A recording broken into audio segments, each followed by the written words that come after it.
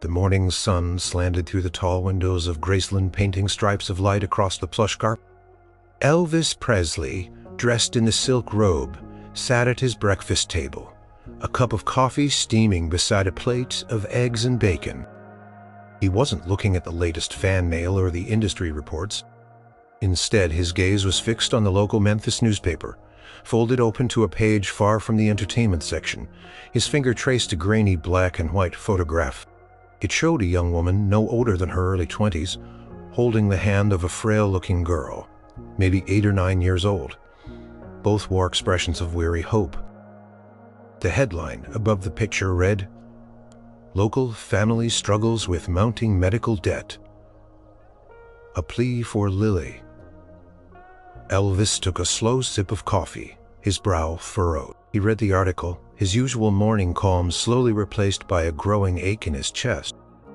The story was about Clara Jenkins, a recent college graduate who had put her dreams on hold to care for her younger sister, Lily. Lily suffered from a rare autoimmune disease, one that required constant expensive treatments, medications, and frequent hospital stays. Their parents had passed away a few years prior, leaving Clara as Lily's sole guardian and provider. The article detailed their desperate situation. Clara worked 2 part-time jobs, but the medical bills were like a never-ending flood. The family home, a small, modest house in East Memphis, was practically being swallowed by debt. They had tried everything: charity applications, loans, and finally, a small online fundraiser that had barely made a dent in a mountain of expenses. The hospital was threatening to scale back Lily's non-essential treatments if a significant payment wasn't made soon. Elvis imagined the fear, the crushing helplessness Clara must feel. He remembered his own childhood in Tupelo, Mississippi, and then in Memphis. They hadn't been rich. His family had known hardship, too. He knew what it was like to worry about keeping the lights on, to dream of a better life that seemed just out of reach. But medical debt like this was a different kind of burden. It was a burden that could steal, not just a future, but a life itself. Lily's eyes in the photograph seemed to plead. They were wide and innocent, yet shadowed with a knowledge no child should possess. Clara's hand holding her sister's looked strong but also tightly clenched, as if holding on to hope with all her might. Elvis pushed his plate away, the food suddenly unappetizing. He thought about his own life now, the fame, the money, the incredible opportunities. He had more than he could ever spend in a lifetime, more than he had ever imagined. And here was a family right in his own city losing everything because of something completely beyond their control. He got up from the table and walked to the large bay window, looking out at the sprawling green lawns of Graceland. The gates, usually a flurry of activity with fans, were quiet this early morning. He often felt a sense of peace here, a refuge from the constant demands of his career, but today that peace was disturbed. He couldn't just read the story and forget about it. That wasn't how he was wired. He had always believed in helping people, especially those in need. He often gave away Cadillacs to strangers, bought houses for friends, and made quiet donations to charities. But this felt different. This wasn't about a gesture. It was about saving a life, giving a young woman her sister back, giving them both a future. He remembered a line from the article. Clara says she just wishes for a miracle. She just wants her sister to live a normal life, free from pain and worry. A miracle. Elvis had the power to be that miracle, but how? How could he do it without turning it into a spectacle? How could he help Clara and Lily without drawing attention to himself, without making their private struggle a public circus? He wanted to help purely and simply, without any fanfare. The thought of a huge press conference or headline screaming, "Elvis saves family," made him cringe. That wasn't what this was about. It was about quiet generosity, about a helping hand stretched out in the dark. He walked back to the table, picked up the newspaper, and read the article again, more slowly this time. He noted the name of the hospital, the little details about Lily's condition, the GoFundMe link, though he knew that wouldn't be enough. He needed to do more than just contribute to a fundraiser. He needed to solve their problem completely. Plan, vague and unformed, began to take shape in his mind. It would require discretion, a lot of it. It would require trust. He knew just the person who could help him. He would need to make some calls. This wasn't just another day for Elvis Presley. This was a day when the king of rock and roll decided to become a silent guardian angel. He folded the newspaper carefully, tucking it under his arm, and headed towards the phone in his study, his mind already racing with possibilities. Elvis stood in his study, the phone receiver heavy in his hand. He hadn't called anyone yet. He was still mulling over the best approach. The story of Clara and Lily had burrowed deep into his thoughts, making it impossible to focus on anything else. He paced the room, the thick carpet muffling his footsteps. His first instinct was always to act directly to show up and help, but he knew better than anyone that his presence alone could create more chaos than calm.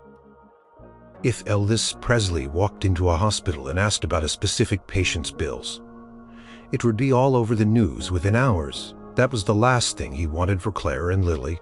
They needed peace, not more attention. He thought about talking to Colonel Tom Parker, his manager. Colonel was brilliant at handling the business side of Elvis's career, but his mind always went to publicity.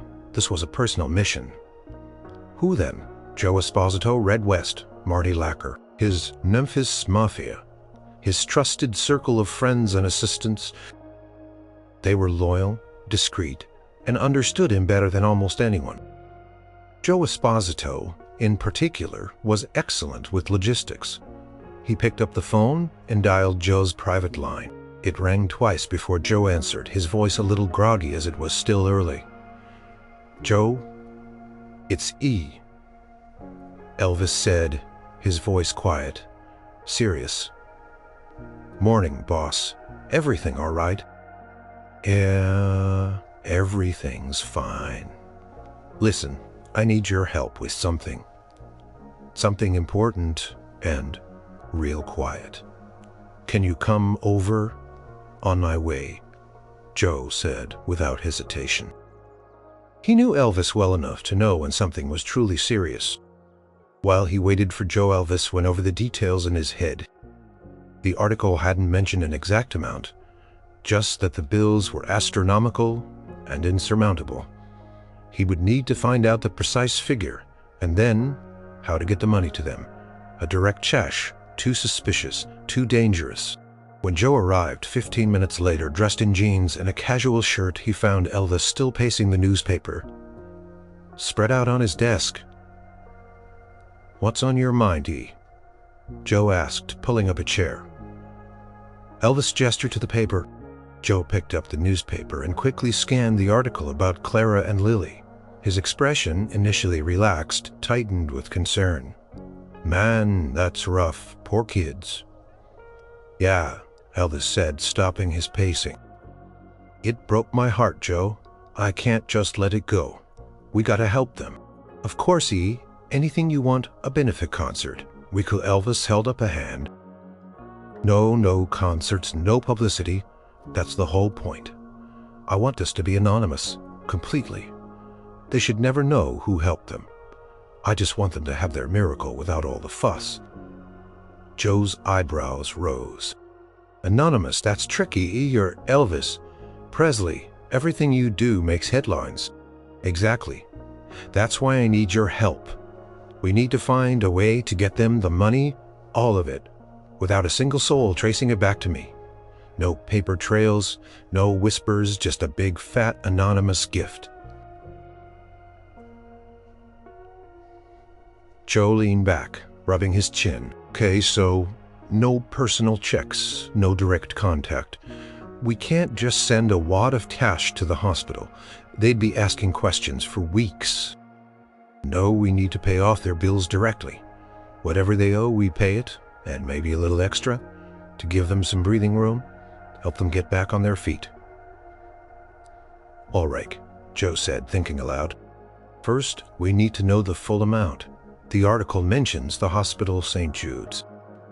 Let's assume a generic local hospital like Memphis General Hospital." "Memphis General Hospital," Elvis corrected, pointing to the article. "Find out what they owe discreetly. Joe, don't mention my name.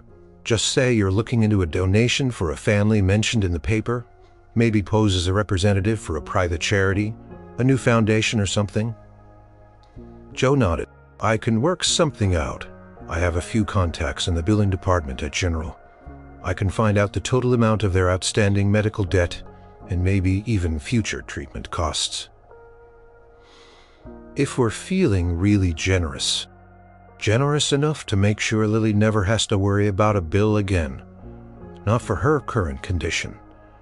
I want them to be debt-free, and Clara shouldn't have to work.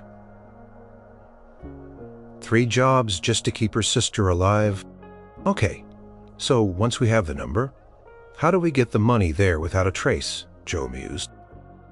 Bank transfer is out. It'd leave a digital footprint.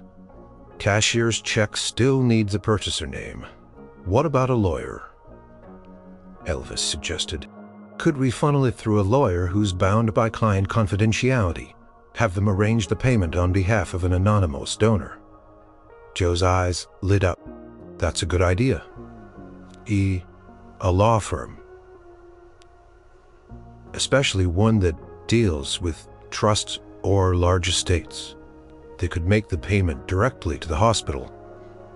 Wouldn't ask too many questions. The hospital wouldn't ask too many questions if the money just shows up. Perfectly legitimate. And for the extra money for Clara and Lily directly, could the lawyer set up a small trust or a direct payment to Clara's bank account again, anonymously? We could do a cashier's check cut by the lawyer's firm, or even a money order to Clara's personal account, stating it's a gift from an anonymous donor for medical support.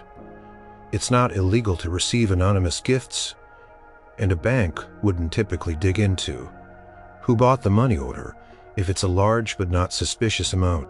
Joe was getting into it now, his mind working through the details. It would just appear as a miraculous deposit. Perfect, Elvis said, feeling a surge of relief. This is it, Joe. This is the way. Call your contacts, find that lawyer, get me the numbers. Let's make this happen for them. Joe stood up, a determined look on his face. Consider it done. These folks won't know what hit him in, and he wanted to do it from the shadows. A silent guardian angel for a family in desperate need. Days turned into a week, and Joe Esposito worked tirelessly and discreetly on Elvis's behalf. He was a master of details, and this mission required absolute precision and secrecy. First, Joe leveraged his contacts.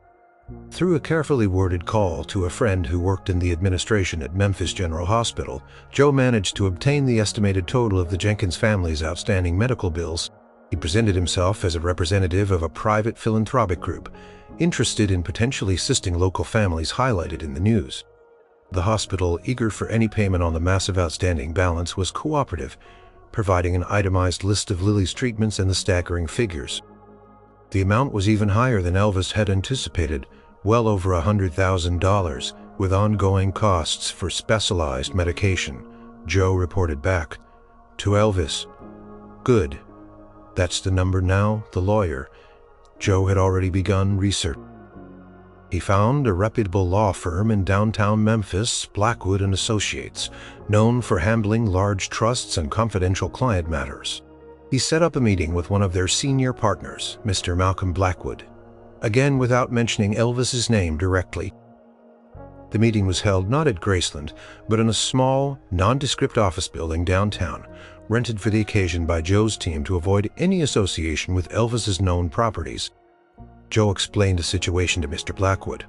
A wealthy, anonymous client wished to make a substantial, untraceable donation to cover the medical expenses of a specific family mentioned in the local paper. The client insisted on complete anonymity. Mr. Blackwood, a sharp man with a reputation for integrity, listened intently. He understood the delicacy of the request. "So your client wishes to transfer funds to my firm's trust account and then have us disperse them to Memphis General Hospital on behalf of an anonymous benefactor, covering all."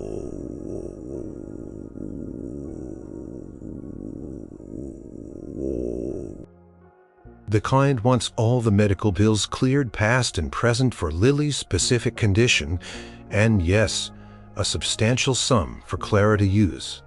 For immediate needs, living expenses, anything to help them get back on their feet and focus on Lily's recovery.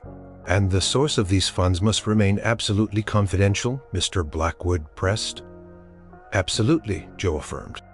My client is a private individual who values their privacy above all else. This is an act of pure charity, not for publicity.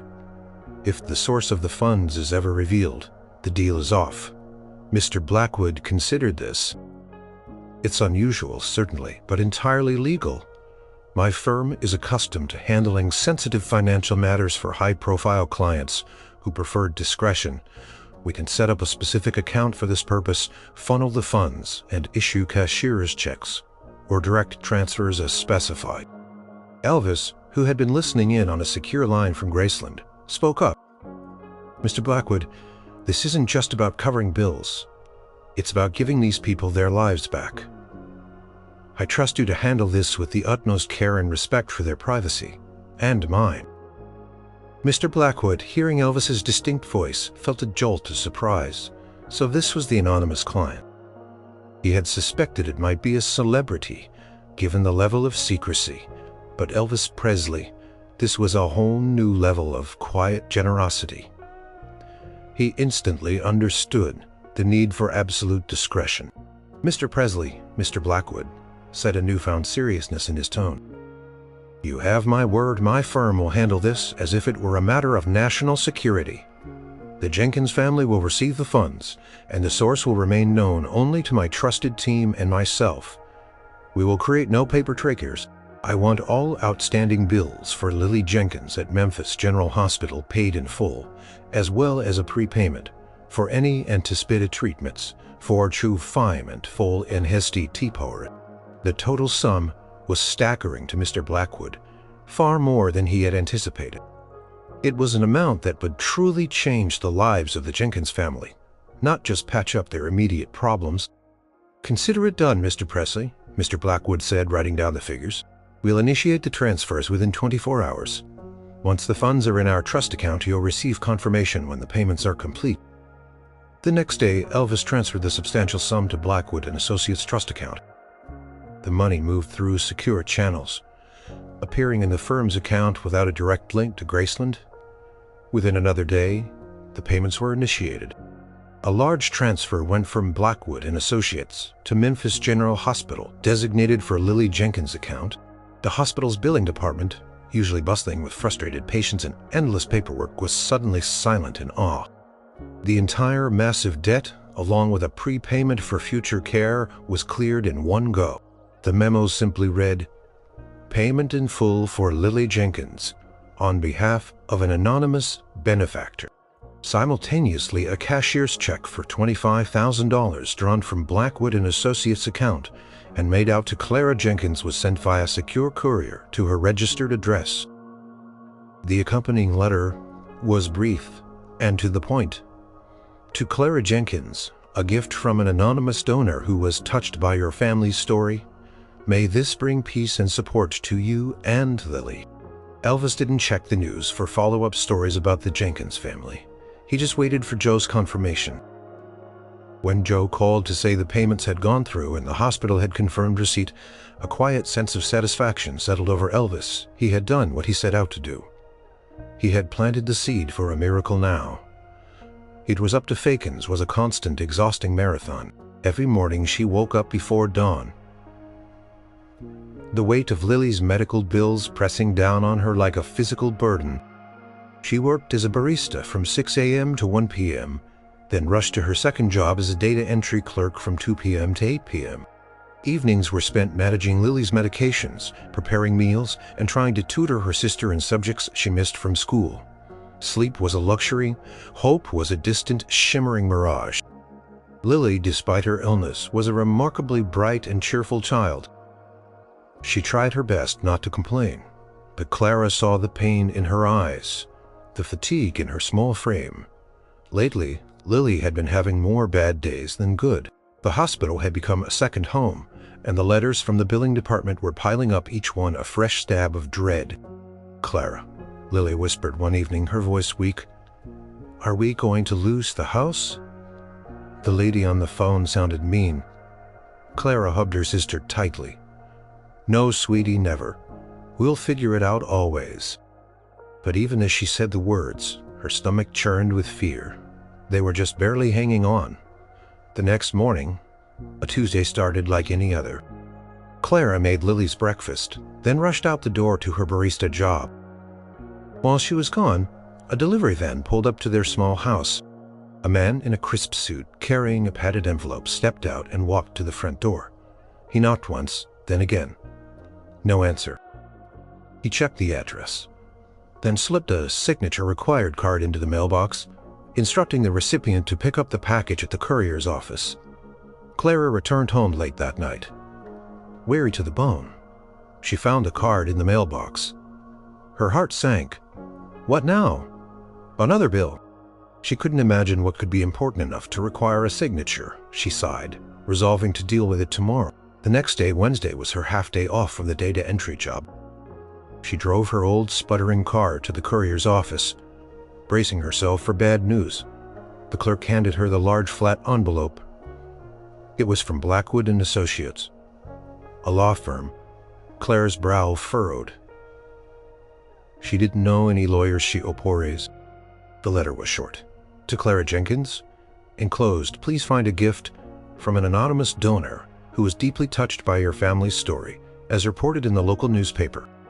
This gift is intended to provide peace and support to you and Lily during this challenging time. We have also, on behalf of the same anonymous donor, made a substantial payment directly to Memphis General Hospital, covering all outstanding medical bills for Lily Jenkins, as well as prepaying for her anticipated future treatments related to her condition for the next year. You should receive confirmation from the hospital within the next few days. The donor wishes to remain completely anonymous and asks that you simply accept this gift. Sincerely, Malcolm Blackwood, Blackwood and Associates. Clara's hands began to tremble. She looked at the cashier's check. $25,000. It was made out to her. $25,000. Her mind reeled. She reread the letter, her eyes scanning for any trick, any hidden clause. There was none. Just the words, anonymous, donor, and peace and support. And then the part about the hospital, all outstanding medical bills prepaying for anticipated future treatments. Her breath hitched. She pulled out her phone, her fingers fumbling, and called Memphis General Hospital's billing department. She gave them Lily's name, date of birth. The woman on the other end put her on hold. Clara's heart hammered against her ribs. Seconds stretched into an eternity. Finally, the voice came back, sounding surprised. She repeated, tears pricking her eyes. All of it? The hundreds of thousands? Yes, ma'am. Every penny, and then some. It's truly remarkable. We've never seen anything like it. Clara couldn't speak. Tears streamed down her face, hot and fast. Not tears of sadness, but of pure, overwhelming relief. Crushing weight she had carried for years, the constant fear, the endless worry about Lily's future, it all lifted just like that. She started the car, her vision blurred by tears, and drove home, barely noticing the road. She burst through the front door, calling Lily's name. Lily was in the living room, coloring. She looked up, startled by Clara's emotional entrance. "Clara, what's wrong?" Clara dropped to her knees, pulling Lily into a fierce hug. "Nothing, baby. Nothing's wrong. Everything is right. It's a miracle." Lily, a real honest-to-goodness miracle.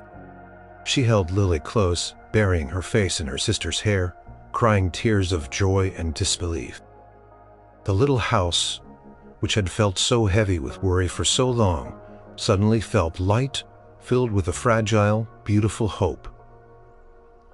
An unknown angel had heard their silent plea. The initial shock gave way to an overwhelming sense of gratitude, followed by a burning question. Who? Clara and Lily spent the next few days in a state of bewildered joy. Lily, feeling the shift in her sister's mood, seemed to breathe easier too. Clara was able to buy fresh groceries without agonizing over every cent, to pay for Lily's physical therapy sessions without the chilling thought of the growing bills. The $25,000 sat in her new bank account, a comforting cushion that felt utterly unreal. But the mystery of the anonymous donor gnawed at Clara. She felt an intense need to thank this person, to somehow convey the depth of their impact. It's like someone just reached down from the sky and plucked us out of trouble. Lily mused one afternoon, coloring happily at the kitchen table while Clara made lunch. Exactly, Clara agreed. But who would do something so incredible? And why? Clara tried to find answers. She called Mr. Malcolm Blackwood's office. His assistant politely informed her that Mr. Blackwood was bound by strict client confidentiality. He cannot, under any circumstances, reveal the identity of the donor. Ms. Jenkins, your letter was very clear on that point. The donor wishes to remain anonymous. Clara persisted. But what if I just want to send a thank you note or a gift? Anything to show my appreciation. I'm afraid that's not possible. Ms. Jenkins, the assistant said kindly but firmly. The donor prefers no contact whatsoever. Frustrated, Clara called the hospital's billing department again. Is there any information you can give me about the payment, the company name, anything? Lily suggested, her eyes wide. Like a rich aunt or uncle we didn't know about. Clara smiled faintly. Honey, we barely have any relatives left, and none of them are rich. Besides, if they were, wouldn't they have helped sooner? What about a charity? A big one that helps sick kids. Maybe, Clara mused. The letter said an anonymous donor, not a specific charity name. And why us, specifically because of the newspaper article? She thought about the article. It had been a small piece buried deep in the local section. It wasn't like they were on national news. Who reads the local paper so carefully and then acts on it in such a massive way? Days turned into a week, then 2. Clara found herself constantly replaying the moment she read the letter, the phone call to the hospital. It felt surreal, like a dream she might wake up from, but the empty feeling in her stomach was gone, replaced by a lightness she hadn't felt in years. She could look at Lily and see a future, not just a struggle. She spent hours online searching for news of other anonymous donations. In Memphis, for law firms specializing in philanthropy, nothing. The mystery deepened. One evening, while Lily was asleep, Clara found herself staring at the framed photograph of her parents. Mom, Dad, she whispered, tears welling in her eyes. Whoever did this, they saved us. They truly did. I just wish I could tell them thank you. She knew the donor wanted anonymity, and she respected that, but the human need to express gratitude was powerful. She felt like she owed them something, even if it was just a silent acknowledgement. She considered writing a public letter to the newspaper, thanking the anonymous angel. But then, she remembered the donor's insistence on privacy. Would that break their trust? She decided against it. Instead, Clara resolved to honor the gift in another way. She would ensure that Lily received the best possible care now that the financial burden was gone. She would use the $25,000 wisely to make their home more comfortable, to provide Lily with the things she had been forced to do without, and perhaps when she was more stable, she could find a way to pay it forward, to help others in similar situations. Just as she had been helped, the mystery remained. A beautiful, unexplained, and while Clara couldn't put a name or face to her benefactor, she carried a profound sense of wonder and hope in her heart. She often wondered if the donor was someone famous, someone incredibly wealthy, or just an ordinary person with an extraordinarily kind heart. She would never know. And perhaps that was part of the gift itself, a pure, selfless act given with no expectation of return. With the crushing weight of medical debt lifted, the transformation in the Jenkins household was immediate and profound. It wasn't just the absence of fear, it was the presence of possibility. Lily, no longer seeing the worry etched on Clara's face, began to visibly relax. Her appetite improved and her sleep became more restful. She still had her good days and bad days, but the bad days were less frequent and less severe. The stress of impending financial doom had undoubtedly impacted her physical health. And with that gone, her body seemed more capable of fighting the disease. "Clara," Lily said one morning, her voice stronger than it had been in months. "Can we go to the park today? The one with the really big slides?" Clara, instead of calculating the cost of gas or the time she'd miss from a job, simply smiled. "Yes, sweetie, absolutely. Let's pack a picnic." They spent the afternoon at the park, laughing as Lily conquered the tallest slide, her face flushed with joy. Clara watched her, a lump forming in her throat. This was the childhood Lily deserved. Lily's doctors at Memphis General Hospital also noticed the change. "Her vitals are more stable," MS Jenkins, Dr. Evans, Lily's primary specialist, told Clara during a checkup. "And her energy levels are significantly up. Whatever you're doing, keep doing it." Clara felt a surge of pride and also a pang of gratitude for her anonymous benefactor. "We're just less stressed, doctor," she explained. "We can focus on her recovery now, not the bills." Free payment for future treatments meant Lily could access new cutting-edge therapies that had previously been out of reach. She started attending physical therapy sessions 3 times a week. And a specialized nutritionist helped tailor her diet to support her immune system. These were all things Clara had dreamed of for Lily, but could never afford. Clara, for her part, slowly started to reclaim parts of her own life.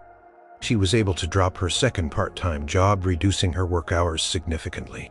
This allowed her to be home when Lily returned from school, to cook healthier meals, and to simply be present. She even found time to enroll in an online course related to her college major, something she had put on hold indefinitely.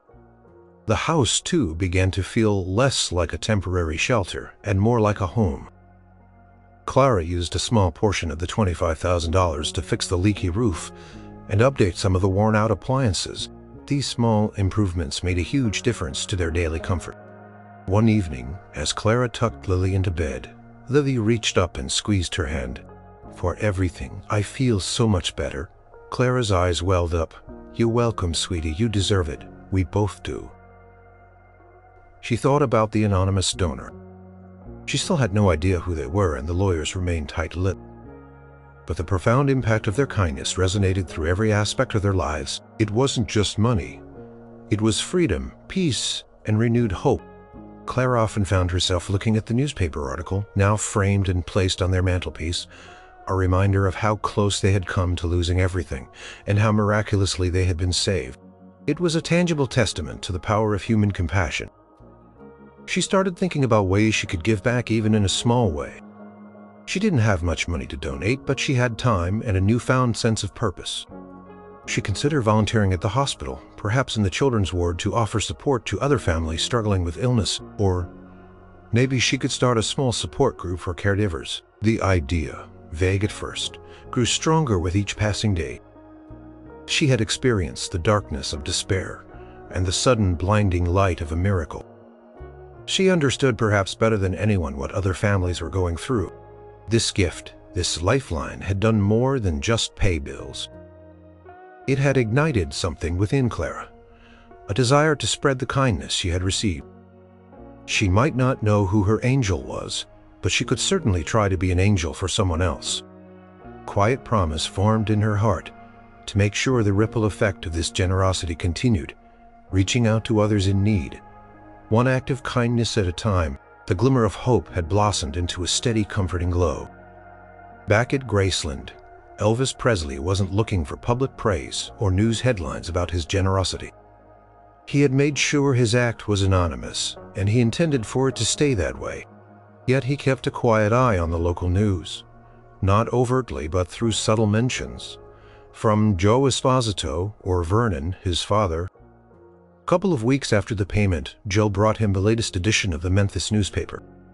"Thought you'd like to see this, E," he said, pointing to a small, feel-good piece in the community section. The article was titled, "Lily Jenkins Shows Remarkable Recovery. Family Expresses Gratitude for Anonymous Angel." It included an updated photo of Lily, looking brighter and healthier, smiling alongside Clara. Clara's quote was humble and heartfelt. "We still don't know who our benefactor is, but they gave us more than money. They gave us hope. Lily is doing so much better, and we are eternally grateful to our anonymous angel."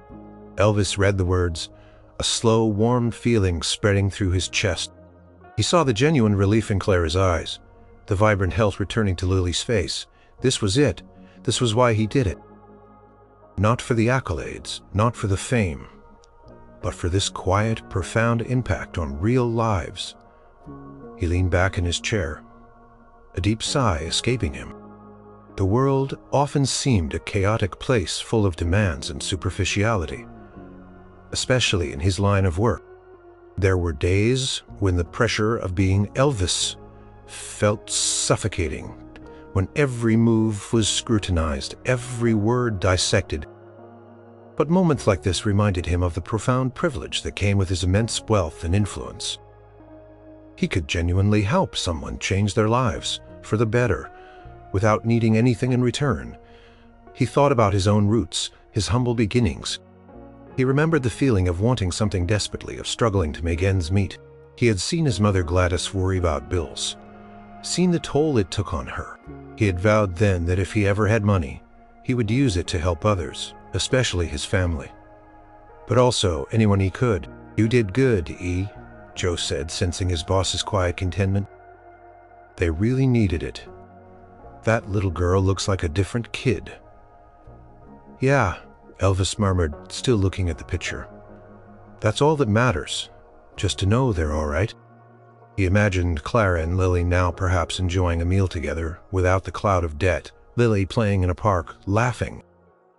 It was a simple image, but it filled him with a satisfaction far deeper than any sold-out concert or platinum record. He also reflected on the careful steps Joe and Mr. Blackwood had taken to ensure anonymity. It had been crucial. He knew that if his name had been linked to the donation, the story would have been twisted, sensationalized. It would have become about him, not about Clara and Lily. The purity of the act would have been tainted by celebrity. Gossip and speculation preferred to be the quiet force in the background, the unseen hand. Later that day, while playing a game of pool with some of his friends, the topic of random acts of kindness came up.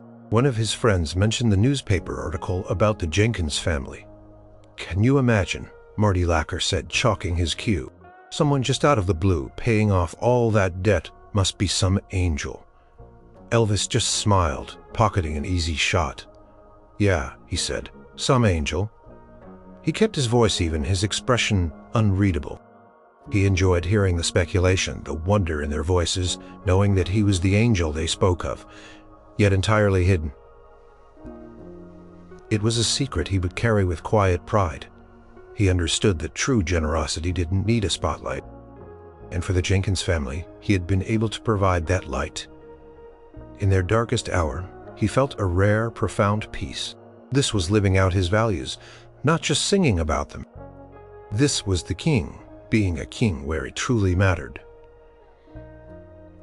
In the lives of ordinary people, months passed. The anonymous donation had given Clara and Lily a new lease on life. Lily was thriving, attending school regularly, her energy levels surprising even her doctors. Clara, with the financial burden lifted, had found a new, better-paying job that offered health benefits and regular hours. She was no longer constantly exhausted, no longer lived in fear. One sunny Saturday afternoon, Clara decided to treat Lily to a special outing. They went to a popular ice cream parlor downtown, a place they hadn't been able to afford in years. The parlor was bustling, filled with families and friends enjoying the sweet treats as they waited in line. Lily, excitedly pointing at the colorful flavors, nudged Clara. "Look, Clara, it's Elvis Presley." Clara followed Lily's gaze. Across the crowded parlor, near a table by the window, stood Elvis. He was wearing dark sunglasses, a casual jacket, and a quiet smile, as he chatted with a couple of his friends, even amidst the crowd. His presence was undeniable. People were trying to subtly take pictures, whispering and pointing. Clara felt a jolt. She had seen Elvis around Memphis before, of course, but never this close. And never in such a relaxed setting. He truly was the king, even just buying an ice cream. She watched him for a moment, an odd feeling stirring within her. It wasn't just celebrity, awe. It was something else, a strange sense of connection, a faint hum of recognition, though she couldn't place why. She had no personal link to him, no reason to feel anything other than the general admiration shared by millions. Yet, as she looked at his profile, his kind eyes behind the dark lenses, she felt a fleeting thought. What if she quickly dismissed it? It was ridiculous. Why would Elvis Presley, the biggest star in the world, be her anonymous benefactor? He probably had 1,000 charities. He supported grand gestures for grand causes. Her family's story was just a small blip in a local newspaper. It was pure fantasy. Suddenly, Elvis turned his head, his gaze sweeping across the room. For a split second, his eyes, or at least the dark lenses of his sunglasses, seemed to meet Clara's. Her breath hitched. Did he know? No, of course not. He was just looking generally at the crowd. He was used to being watched. She was just another face in the hundreds that adored him. He chuckled at something his friend said, then moved towards the counter to place his order. Clara felt a strange mix of disappointment and relief. Disappointment that she couldn't know if he was the one, relief that the mystery remained intact. As they reached the front of the line, Clara ordered 2 large sundaes. Lily chattered excitedly about her strawberry scoop, completely unaware of the profound, almost moment her sister had experienced. They found a small table near the back. From there, Clara could still see Elvis and his group. He was laughing now, a deep resonant sound that somehow carried over the parlor's din. He seemed so normal despite his incredible fame. Just a man enjoying an ice cream with his friends on a Saturday afternoon. Clara took a bite of her sundae, the cold sweetness a pleasant distraction. She allowed herself a moment to wonder again, what if her anonymous angel was someone like him? Someone with immense means, but also a truly compassionate heart. Someone who preferred to act quietly, without fanfare. It was a beautiful thought, almost too good to be true. Elvis was leaving, now his friends, escorting him through the crowd. He nodded at a few fans, offered a quick wave, and then disappeared out the door back into the bustling Memphis street, back into his world of celebrity. Clara watched the door close behind him. The odd feeling lingered, a subtle resonance in her heart. She would never know if the king of rock and roll was her silent savior. And perhaps that was the way it was meant to be. The gift was the important thing, not the giver. Still, the image of Elvis Presley casually enjoying ice cream just feet away while carrying such a profound secret would stay with her. A quiet, intriguing piece of the ongoing miracle. The anonymous gift had not only transformed Clara and Lily's lives, but also ignited a powerful desire within Clara to pay it forward. She couldn't thank her benefactor, but she could honor their kindness by extending it to others. One afternoon, after putting Lily down for a nap, Clara sat at her kitchen table, a notebook open before her. She started jotting down ideas. She remembered the crushing isolation she had felt, the despair of knowing no one understood the depth of her struggle.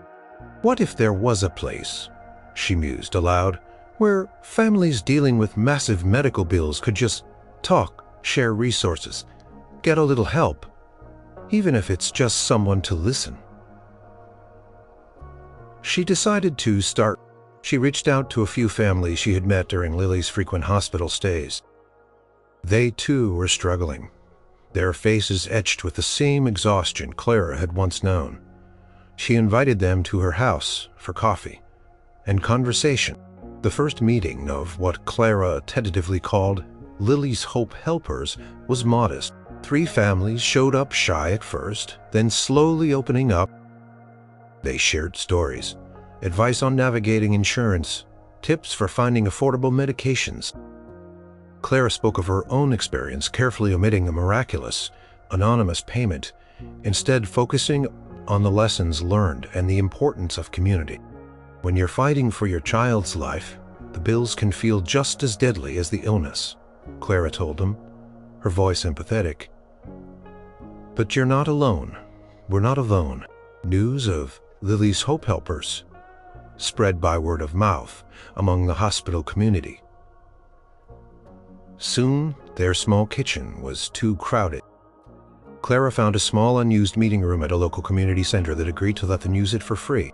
Clara, drawing on her data entry skills, started a simple database of resources: local charities, patient advocacy groups, information on applying for government aid. She didn't have money to give, but she had knowledge and compassion. She helped families fill out confusing paperwork, connected them with pro bono lawyers, and sometimes just held their hands as they cried. The $25,000 from her anonymous gift was carefully managed.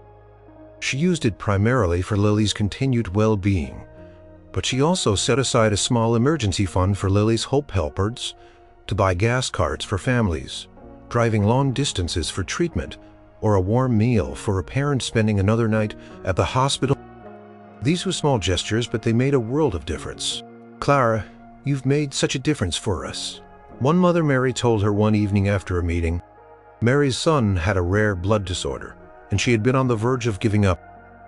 "Before this, I felt so utterly alone. Now I feel like I have a whole army behind me." Clara smiled, a genuine, joyful smile. "That's exactly how I felt when my anonymous angel helped us.